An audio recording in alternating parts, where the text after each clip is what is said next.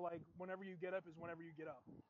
How are y'all just waking up and getting right out of bed? I think I should be able to help. I have a couple ideas as to what I have done in the past in order to make it so that I don't just lay in bed and scroll on my phone. Now, this doesn't mean that some mornings I don't doom scroll. I definitely do, but more often than not, I'm able to just get out of bed and start my day. So here are some recommendations that I would give. First off, you already mentioned in your video that you set your phone on the other side of the bedroom. If you still do that, awesome, continue to do it because it makes you get out of bed.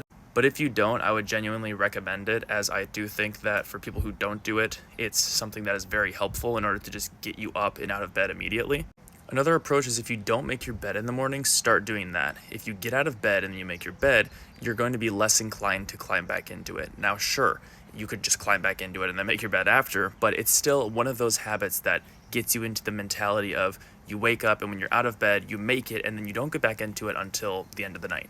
Now, since you're also a fitness coach, I think you'll appreciate this one, but I want you to learn how to progressively overload the amount of time that you are on your phone. But we're going to be doing this in the reverse effect. So let's say on average, you're spending about 1 hour on your phone before you get up. What I want you to do is I want you to set a timer. So let's say you wake up at 7 and then you usually wouldn't get out of bed until 8.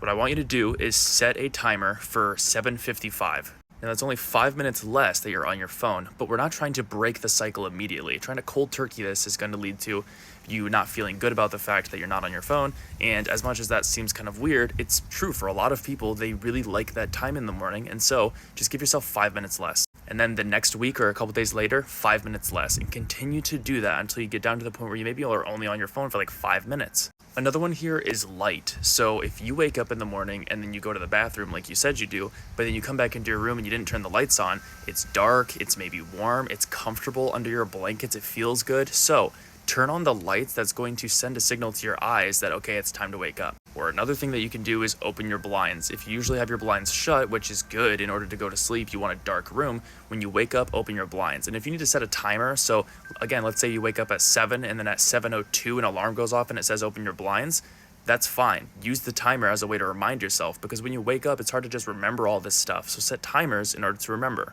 So again, the things that I mentioned are: set a timer in order to progressively overload. Give yourself a little bit less time on your phone every single morning. 2, set your phone on the other side of the room. That way you have to get out of bed. 3, make your bed in the morning if you can, and that way you will be less inclined to get into it. 4, turn a light on and open the blinds. And then 5, set timers for all of this stuff. That way you remember to do it, because in the mornings we might forget.